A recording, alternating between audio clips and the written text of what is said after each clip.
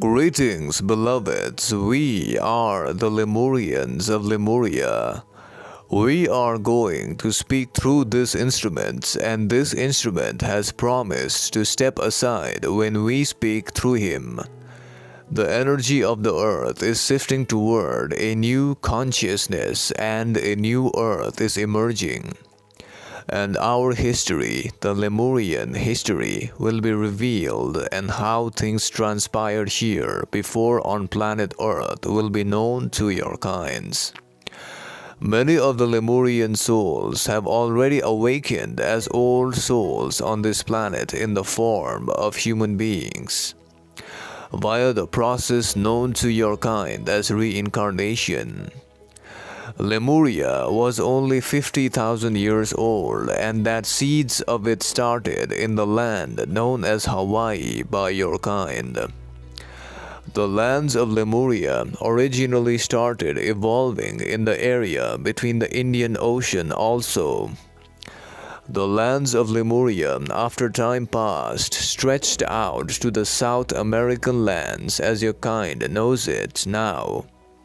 On the western side and on the eastern side, it stretched to include the lands known by your kind as Philippines and Burma.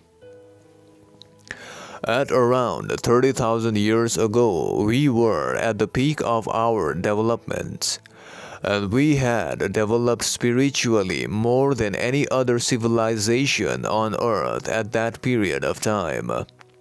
A temple of healing that used to be located at the tops of the mountain were used by us on a regular basis as healing portals. And it was also used as connecting interstar gates to the Pleiadian star system. This healing process greatly extended our lives. We live almost 5 times longer than the present humans of your kind. Many a times the Pleiadian Council visited Earth in order to impart knowledge to us Lemurians. And many genetic changes of our physical vehicles were made by the Pleiadians. This at that time was allowed by the Council of Planets because Earth's evolution needed some help from other advanced species in order to evolve faster. This made us Lemurians far more advanced than any other species on Earth. With the aid of the Pleiadians, we were able to advance faster and faster. Seeing the advancement of our kind, the Orion, the negatively oriented beings, got very jealous of the Pleiadians in spreading love and light in other planets in the cosmos. This caused the Orions to make many agreements with the Reptilians who primarily lived inside Earth at that time. This agreement stated that the Reptilians would destroy our Lemurian lands, thereby destroying the progress of light on the planet at that time. In turn, the Orions, who are far more advanced species, promised to alter the reptilian genes and make their physical vehicles even more advanced than ours. This war of the light and dark has been going on for a long period of time on Earth and on the cosmos. The Orions created many interstellar connection grids in the land masses known to you as the Antarctic at present. Even until today, there are many of the remnants of these interstellar connection grids. These grids were used as connection mechanism for the Orions to communicate directly with the Reptilians at that time. This caused the Reptilians to dig all the areas below our Lemurian lands without our knowing at the time, which caused a gap between the deep crust and our Lemurian lands. This caused our Lemurian lands to sink into the water. This caused our kind to flee and scatter. This led to the destruction of our original lands of Lemuria. At this point, the Pleiadians intervened with the permission of the Council of Planets to assist in saving our kind. This they did by using interstellar teleportation devices to transport many of our Lemurians who had survived this attack on them by the Reptilians, and transported them to a higher ground area in order to save them from being submerged in water. Our continent of Lemuria, in its final evolved state before the sinking of our lands, was located in the Pacific Ocean and extended from western United States that you know of now, and Canada, to the lands in the Indian Ocean and Madagascar. However, at present the lands have submerged.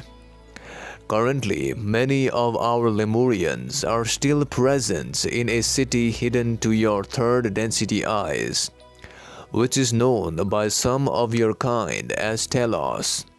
However, the real name is the city of Lemuria. Your kind refers to it as Telos. After the sinking of the lands, our Lemurians were forced to find areas that would not submerge. Due to this, our Lemurians had to travel far north from the South American lands, and many started to reside beneath Mount Shasta.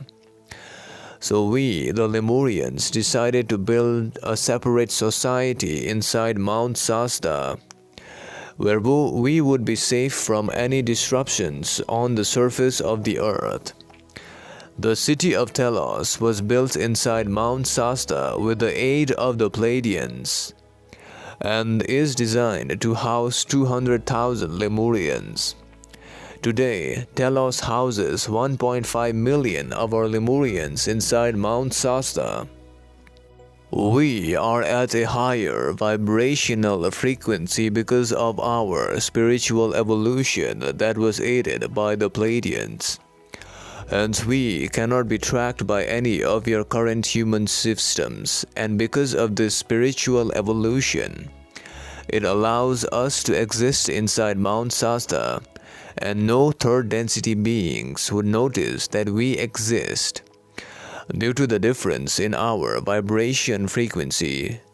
In order to encourage the light workers who are working tirelessly in spreading love in your planet, we will share a tool known as the Union Light Grid.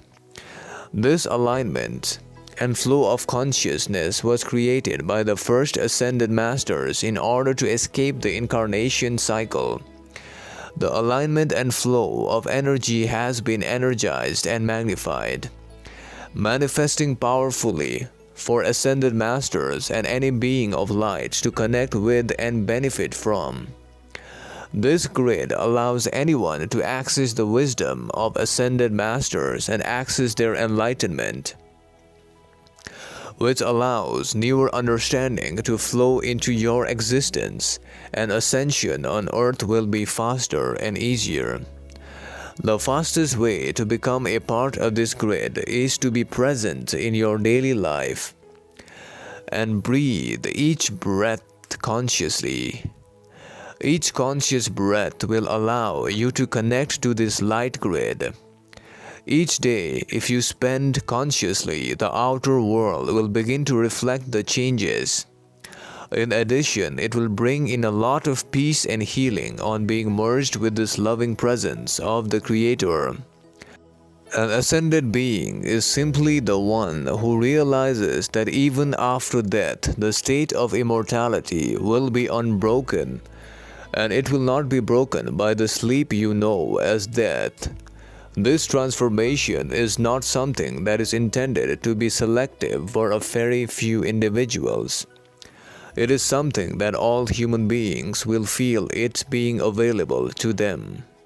In a very short time, the people who are hearing about it today are the first wave. This is going to happen one way or the other in your timeline. Those who decide not to be a part of this transition will move away from this planet and continue their life elsewhere. We leave you now, beloveds, in the love of the one Creator. Bye.